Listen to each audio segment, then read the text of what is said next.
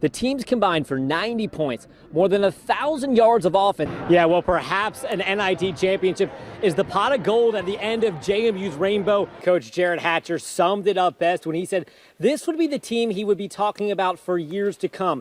The team that overcame a 16-point hole in the fourth quarter of the state semifinal to advance to the championship game, where Lee then brought home its first title in more than a decade. Basketball moved its final practice before tomorrow's state semifinals to EMU to prepare for the bright lights, the open court, and the stanchion baskets. Kate, I have a video I want to show you.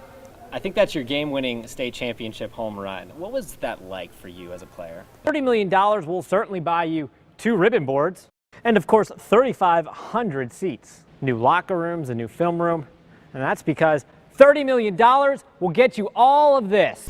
Get up, hey Jay, good. Hey, watch your shoulder now. Coaches often use the word sacrifice, and I don't want our kids to have any kind of misunderstanding when they leave us what the word sacrifice means. It's not weight room, it's not football, it's not practice. It's a sacrifice that's given by our military every day. September 7th, 2004. It's a day that weighs heavily on the heart of Broadway football coach Brad Lutz. It's a day he lost a friend. My high school football coach, who I was coaching for at that time, called me over to his office. I went over and he had told me that Clarence's mom had come by and informed him of that, and that was hard.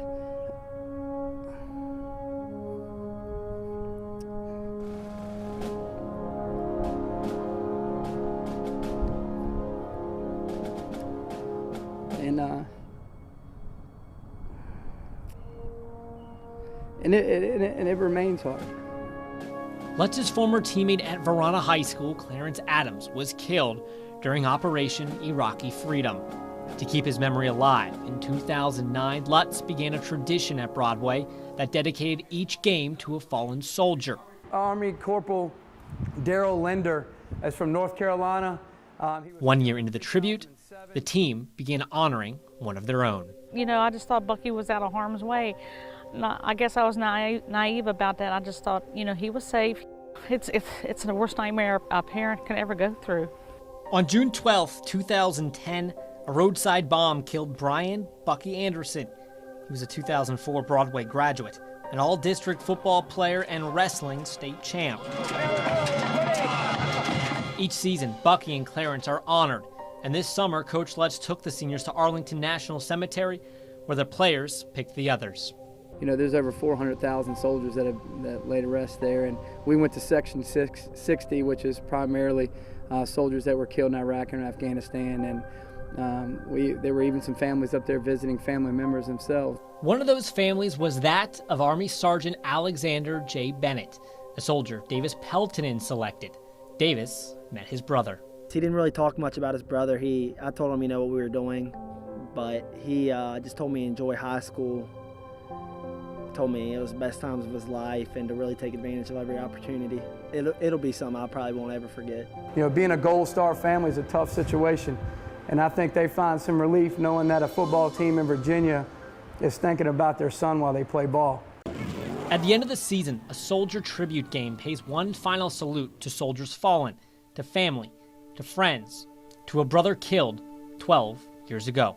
I've continued to make a promise and keep a promise to him that I made when he was killed, is that I was going to use the game of football to help keep his memory around. To be there on that Friday night and you see the motorcycles come out and you see the big American flag hanging there, it's a tearjerker.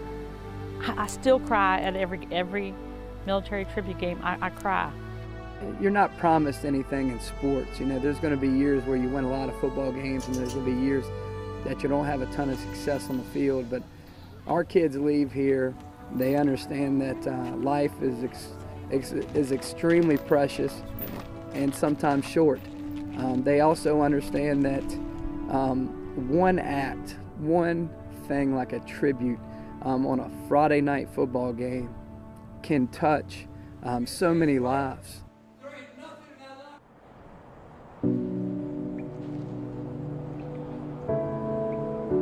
Seasons end, we talk all the time with our kids that that they end in tears. Every basketball season is sad when it's over. And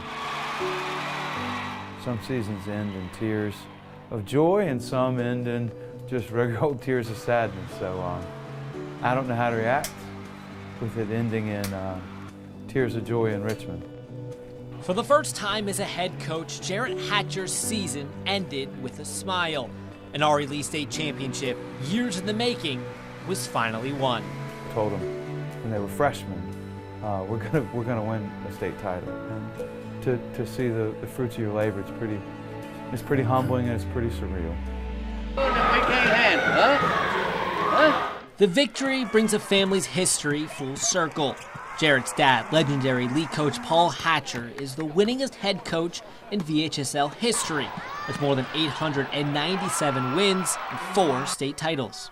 I look back and I think, man, you know, that was something what those teams accomplished. When Paul hung up the whistle in the fall of 2011, Jarrett, who assisted him for 18 seasons, was to join him in coaching retirement. You know, we talked and we said, well, okay, that's enough for both of us. Well, I followed up on it and he reneged. Guys, over the years, Coach was talking about it. I was born in the summer, and the first thing I went to was a summer league game about 2 weeks later. It's not just my professional life, it's my entire life. Paul stays close to the team, using the Lehman's practice time to take his daily walk around the gym, where he can keep a close eye on the program. It was hard to watch, you know, when the kids would get beat on defense or take a shot that they shouldn't have taken and things of that sort, or didn't get a rebound. I'm pretty critical, you know. I wasn't telling them to take bad shots or get beat on defense. Oh, I know okay. that. I know that. See, that's what then makes it Then I hear about it when I get home. They're running that flex. You got to talk on that screen. While the Hatcher name continued, the winning slowed. Through his first 5 years, Jarrett won just 55% of his games. Comparisons drawn between him and his dad only added more pressure. The irony is it's not the shadow of who preceded you, and it happened to be my dad. It's the pressure that I put on myself. We're all dealing with parents' pressure, our own internal desires to win, and trying to get high school kids to put down Snapchat long enough to be successful. And then on top of that, I just happened to be doing it in a gym named after my father. But a bright light sat at the end of the tunnel. The graduating class Jarrett highlighted before taking the job was finally maturing. Darius George and Jarvis Vaughn were budding stars, and the chance to win was now. You got to win. The criticism then is, wow, look at how talented that group is. RE Lee beat Amelia County by 20+ in December, but Coach Jarrett Hatcher saying this week his team would try forgetting that win. The face and the tears and the joy, watching the guys in the videos I've seen and watching in the pictures in the paper. I mean, that's why you do what you do. Lee led wire to wire, beating Amelia County to claim the 2A state title. And I told him when we hugged after the, you know, that boy can coach, and he can. My dad told me years ago after we lost, you never know when you're going to have an opportunity. When you get to the state championship, win. You're never guaranteed this. For perhaps the first time in his career, Jarrett doesn't have to defend his record. But for him, none of this was about silencing his critics. So much of what I did and so much of my experience, my dad has been there for my coaching and lived through the good and the bad and the painful. And so I rely on my dad so heavily. And I wanted to win a state title for him. And I know how much it means to him. I know how proud he is of me. In 1984, Paul Hatcher won his first of 4 rings. 33 years later, the Fighting Lehman strike again. In Stanton, Andrew Clay, WHSV Sports. 'Twas 2 nights before Christmas, there was one final game. James Madison, the Retrievers, a battle, sights aimed. The Dukes need a win. Coach is challenging effort at 1-10. there is room to be better. Well, a lot of people haven't won a major golf tournament. I haven't won one, and I'd be surprised if any of you had won one. Game 1 against the Maple Leafs, ultimately turnovers were a big part of the 2-0 deficit Washington overcame in a 3-2 overtime win. Now, mistakes Washington need to correct. There are mistakes the Caps need to overcome again in Game 2, and folks, just throw out the script. I don't know what to tell you. We are in double overtime right now. Sudden death overtime, that is. Capitals 3, Maple Leafs 3. Now remember, the Caps lead this series 1-0. Alex Ovechkin, John Carlson each had power play goals in the second period. Well, James Madison lacrosse is moving on up 4 games into the season, and the Dukes are now nationally ranked in all 3 major college lacrosse polls. The Super Bowl, an unofficial U.S. holiday that can bring together and divide a nation. Okay, that's a little dramatic, but this is the peak of the NFL season, and it featured the Falcons and Patriots in one of the greatest games we've ever seen. History and an MVP curse said that Tom Brady and Bill Belichick would win their 5th Super Bowl, leaving the Falcons in the cold. But that's why we play the games. WHSV Sports Report, sponsored by ValleyCarStamping.com. You don't get a trophy for a regular season championship. You don't go to the NCAA for a regular season championship, but we use everything that we can to motivate us, and they celebrate how they want to celebrate, and we keep it going. That's how Elon does it, and we do it our JMU way. Well, that is a mic drop if I've heard one. It is championship day in the CAA. That there, Precious Hall is primed and ready as James Madison women's basketball plays Elon. The Dukes chasing their 4th straight CAA women's basketball championship. Tip-off tonight right here from the Convocation Center is at 7 o'clock. Now, it was Precious Hall last night who powered the Dukes to a comeback win over Drexel.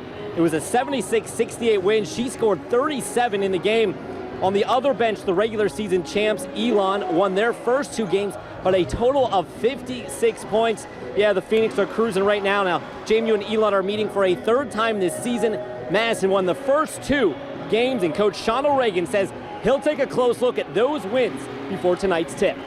Those are the best games to use to prepare. So if I watch Elon play William & Mary is a different system than we are, so I'm not going to get as much out of it. I might get what the recent plays are or something like that, but the 2 best games to watch to prepare for this game are the games that we've played with Elon.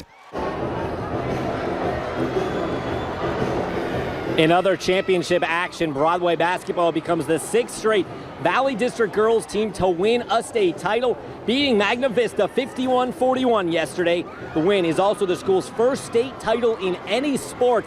Broadway capping off a near-perfect season in the most perfect way. It's my last basketball game, but as being a state champ, that's how anyone wants to go out. It's an amazing feeling. Their support has been there this whole week, and it's definitely shown throughout the school, signs up around town. It's a great feeling to have the whole community behind us. They're a really special town and really special people. The Gobblers' win came one day after Ari Lee brought Lehigh its first title since 2005 and the first of the Jarrett Hatcher coaching era. After overcoming a 16-point fourth quarter deficit in the semifinals, Lee led wire-to-wire in Thursday's championship game against Amelia County, the Lehman finishing what it started on day 1. In 06, we talked about it. My dad said, you never know when you're going to have an opportunity. When you get to the state championship, win. You're never guaranteed this. First year I coached was 1991. We were the state runner-ups. And so for our school and our community, it's great. Now let's head outdoors for some women's lacrosse action. JMU playing Rutgers earlier today. The Scarlet Knights trailed early, but using a second 4-goal run here to take a 10-7 lead over JMU in the second half. Paige Parader with the goal for Rutgers. Madison trailed by 3 for pretty much the rest of the game there. The Dukes losing to Rutgers today 12-9. It's James Madison's second loss this week. The Dukes are now 5-3 on the season.